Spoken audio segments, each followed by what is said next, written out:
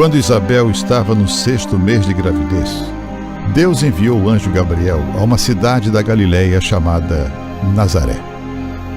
O anjo levava uma mensagem para uma virgem que tinha casamento contratado com um homem chamado José, descendente do rei Davi. O anjo veio e disse: Mulher abençoada, o Senhor é contigo. Porém, Maria, quando ouviu o que o anjo disse, ficou sem saber o que pensar. Não tenha medo, Maria. Deus decidiu abençoar você. Você ficará grávida e terá um filho, e você o chamará Jesus. Ele será um grande homem e será chamado Filho do Deus Altíssimo. O Senhor Deus dará a ele o trono do rei Davi. Ele reinará para sempre sobre Israel.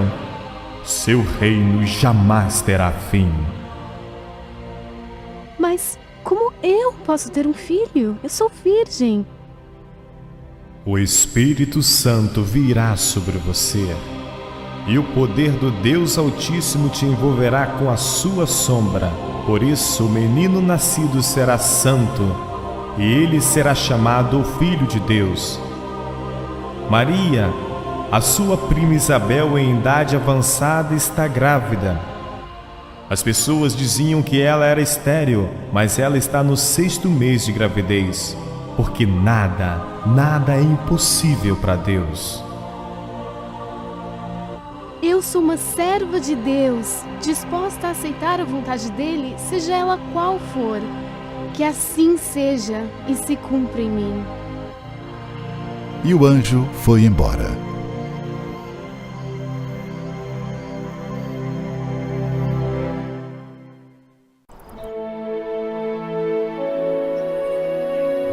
Naquele tempo, o imperador Augusto mandou uma ordem para todos os povos do império. Todas as pessoas deviam se registrar, a fim de ser feita uma contagem da população. Quando foi feito esse primeiro recenseamento, Cirênio era governador da Síria. Então, todos foram se registrar, cada um na sua própria cidade. Por isso, José foi de Nazaré, na Galileia, para a região da Judéia, a uma cidade chamada Belém, onde tinha nascido o rei Davi. José foi registrar-se lá porque era descendente de Davi. Levou consigo Maria, com quem tinha casamento contratado. Maria estava grávida. E aconteceu que, enquanto se achavam em Belém, chegou o tempo da criança nascer. E Maria deu à luz seu primeiro filho.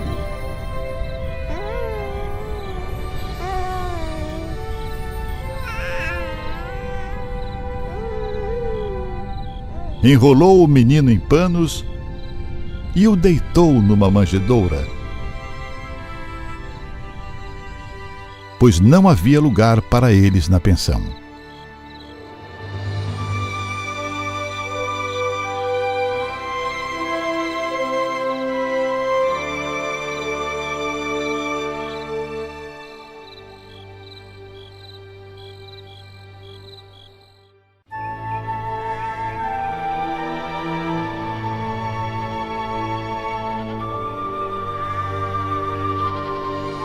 Naquela região, havia pastores que estavam passando a noite nos campos, tomando conta dos rebanhos de ovelhas.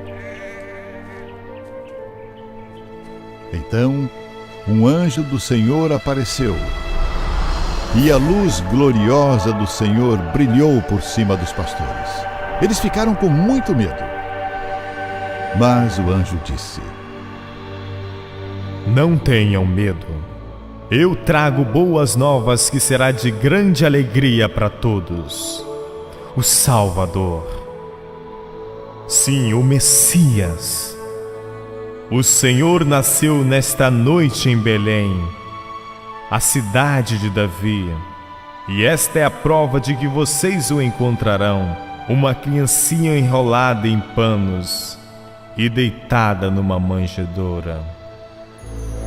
No mesmo instante, apareceu junto com o anjo uma multidão de outros anjos, como se fosse um exército celestial.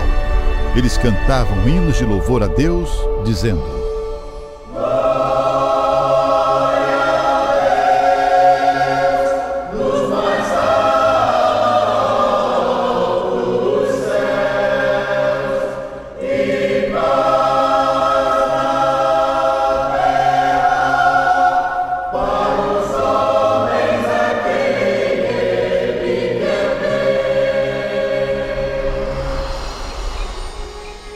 Quando os anjos voltaram para o céu, os pastores disseram uns aos outros: Então, vamos até Belém. Vamos ver esse acontecimento maravilhoso que o Senhor nos contou.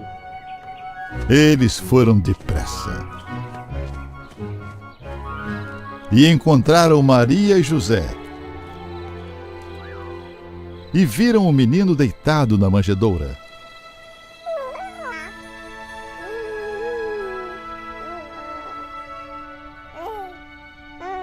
Então, contaram o que os anjos tinham dito a respeito dele. Todos os que ouviram o que os pastores disseram ficaram muito admirados. Maria guardava todas essas coisas no seu coração e pensava muito nelas. Então os pastores voltaram para os campos, cantando hinos de louvor a Deus pelo que tinham ouvido e visto. E tudo tinha acontecido como o anjo havia falado.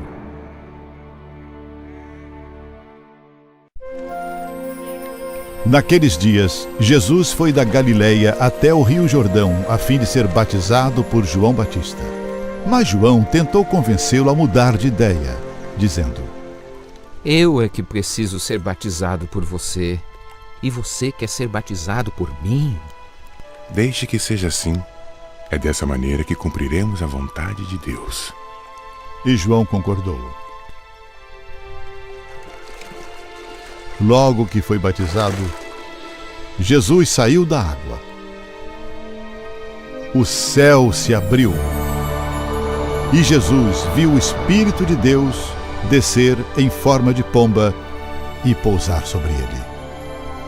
E do céu veio uma voz que disse: Este é o meu filho amado, que me dá muita alegria.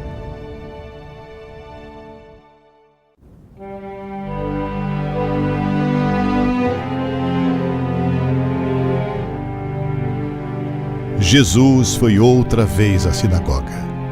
Estava ali um homem que tinha uma das mãos aleijada. Estavam também na sinagoga algumas pessoas que queriam acusar Jesus de desobedecer à lei. Por isso ficaram espiando Jesus com atenção, para ver se ele ia curar o homem no sábado.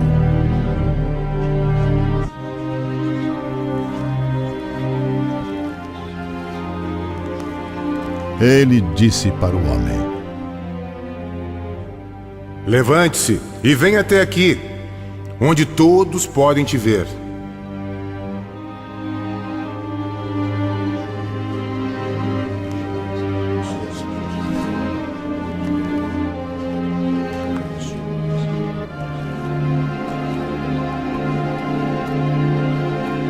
E perguntou aos outros: É lícito na nossa lei fazer o bem no sábado? Ou é um dia para se fazer o mal? É esse um dia para se salvar uma vida? Ou deixá-la morrer? Ninguém respondeu nada. Então Jesus olhou zangado e triste para eles, porque não queriam entender. E disse para o homem: Estenda a sua mão. O homem estendeu a mão e ela ficou boa. Logo depois, os fariseus saíram dali e, junto com as pessoas do partido de Herodes, começaram a fazer planos para matar Jesus.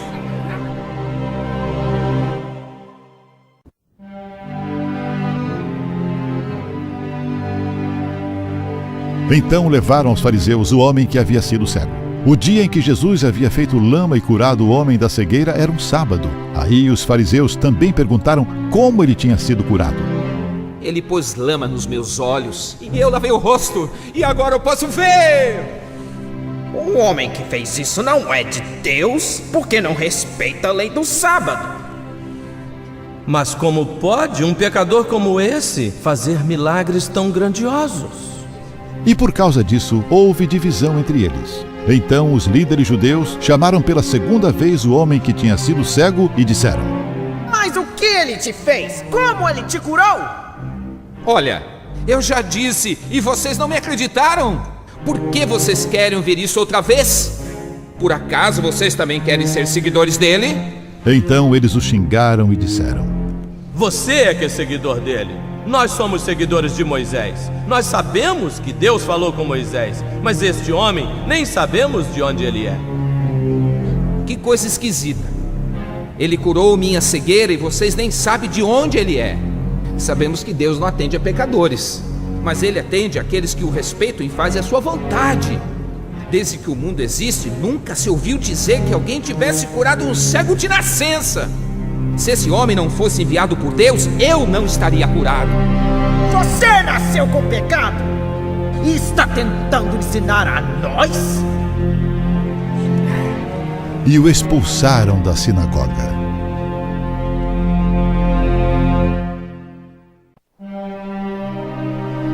Jesus ficou sabendo que tinham expulsado o homem da sinagoga. Foi procurá-lo e, quando o encontrou, perguntou: Você crê no Filho do Homem? Quem é ele, Senhor, para que eu creia? Você já ouviu. É ele quem está falando com você. Sim, Senhor, eu creio. E se ajoelhou diante dele. Eu vim para esse mundo para julgá-lo. Eu vim para que os cegos pudessem ver e para mostrar para aqueles que pensam ver que eles são cegos.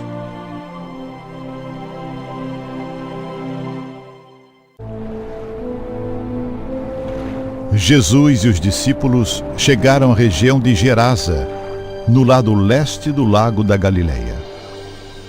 Assim que Jesus saiu do barco, foi encontrar-se com ele um homem que estava dominado por um espírito mau.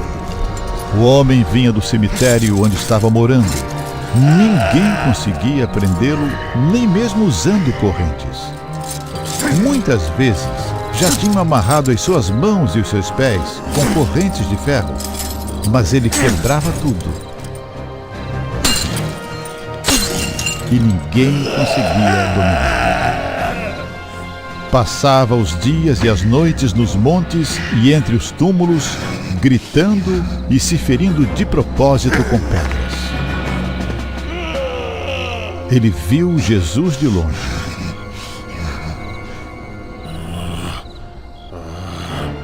Correu e caiu de joelhos diante dele.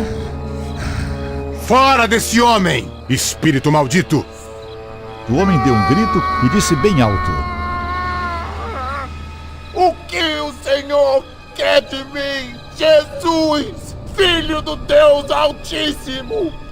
Imploro em nome de Deus, não me torture. Qual é o seu nome? Legião! Porque existem muitos de nós aqui vivendo dentro desse homem. E pedia com muita insistência a Jesus que não expulsasse os espíritos maus para fora daquela região. Acontece que num morro perto dali havia muitos porcos comendo. Os espíritos pediram a Jesus com insistência: Deixe-nos entrar naqueles porcos! Jesus deixou. E os espíritos saíram do homem.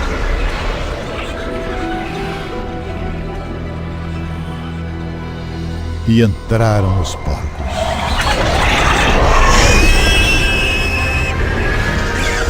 E estes, que eram quase 2.000, se atiraram morro abaixo para dentro do lago e se afogaram.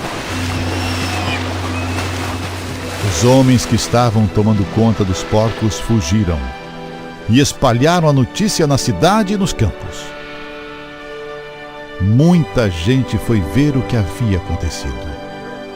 Quando chegaram perto de Jesus, viram o homem que antes estava dominado por demônios e ficaram espantados porque ele estava sentado, vestido e no seu perfeito juízo. Os que tinham visto tudo aquilo lhes contaram o que havia acontecido com o homem e com os porcos. Então começaram a pedir com insistência a Jesus que saísse da terra deles. Quando ele estava entrando no barco, o homem curado pediu com insistência: Me deixe ir com o Senhor. Mas Jesus não deixou e disse: Não. Volte para os seus parentes e amigos e diga a eles o que o Senhor lhe fez e como ele foi bom para você e como ele foi misericordioso. Então ele foi embora e contava na região das 10 cidades o que Jesus tinha feito por ele. E todos ficavam impressionados.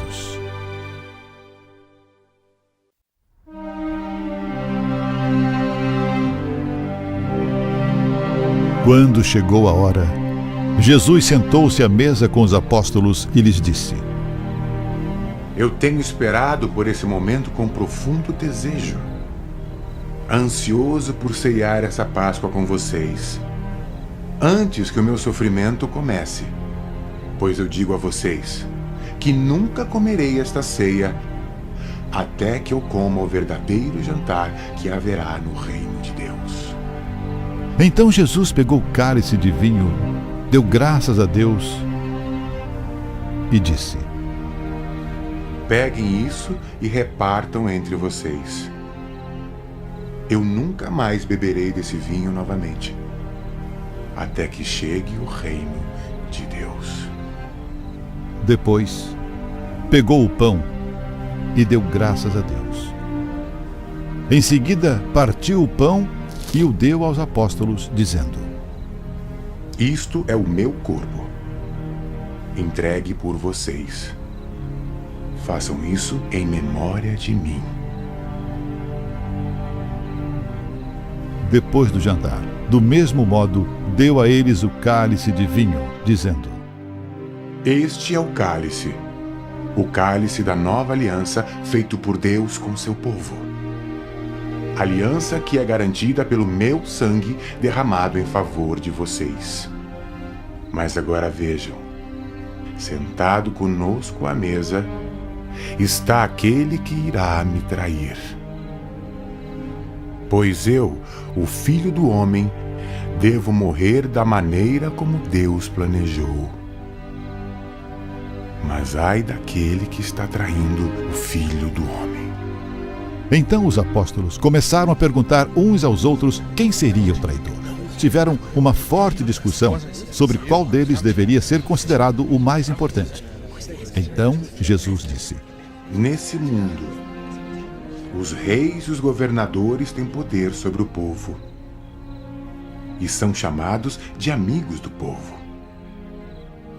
Mas entre vocês, o mais importante deve ser como o menos importante, e o líder deve ser como um servo.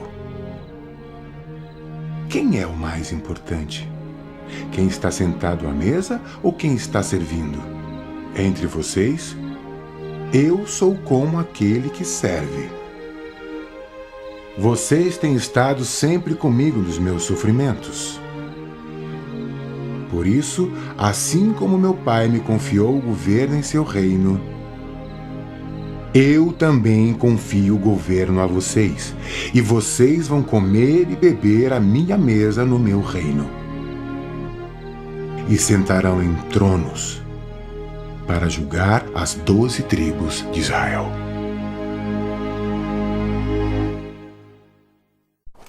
Levaram também 2 criminosos para serem mortos com Jesus. Quando chegaram ao lugar chamado A Caveira, ali crucificaram Jesus, e junto com ele os 2 criminosos, um à sua direita, outro à sua esquerda. Então Jesus disse: Pai, perdoa essa gente. Eles não sabem o que estão fazendo. Em seguida, tirando a sorte com dados, os soldados repartiram entre si as roupas de Jesus. E os líderes judeus zombavam de Jesus. Ele salvou os outros. Que salve a si mesmo, se é de fato o Messias que Deus escolheu. Os soldados também zombavam de Jesus. Chegavam perto dele e lhe ofereciam vinho comum e diziam: Se você é o rei dos judeus, salve você mesmo.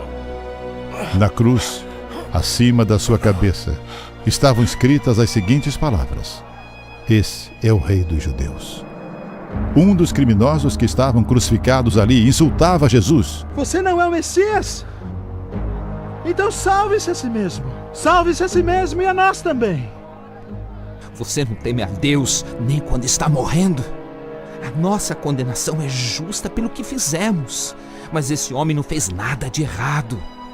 Jesus, lembre-se de mim quando você entrar no teu reino. Eu te afirmo, hoje mesmo, você estará comigo no paraíso. Já era quase a hora sexta. E escurecendo-se o sol, houve trevas sobre toda a terra até a hora 9.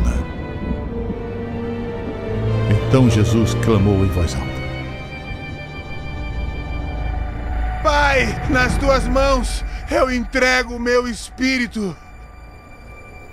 Dito isto, Jesus expirou. E rasgou-se pelo meio o véu do santuário.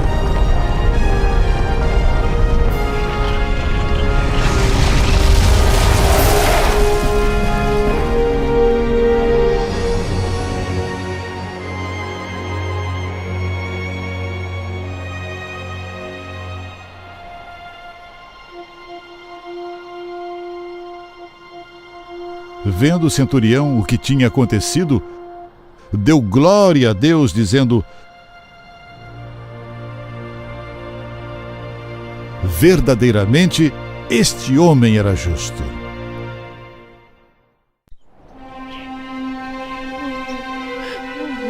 Maria Madalena tinha ficado perto da entrada do túmulo chorando. Enquanto chorava, olhou para dentro e viu 2 anjos vestidos de branco sentados onde tinha sido posto o corpo de Jesus. Um estava na cabeceira e o outro nos pés. Mulher, por que choras? Porque levaram embora o meu Senhor e eu não sei onde o puseram. Depois de dizer isso, ela virou para trás e viu Jesus ali de pé, mas não o reconheceu. Então Jesus perguntou: Por que você está chorando? Quem você está procurando? Ela pensou que ele era o jardineiro. Olha, se o Senhor o tirou daqui, diga onde o colocou e eu irei buscá-lo. Maria. Rabone! Não me segure, pois ainda não subi para o meu Pai.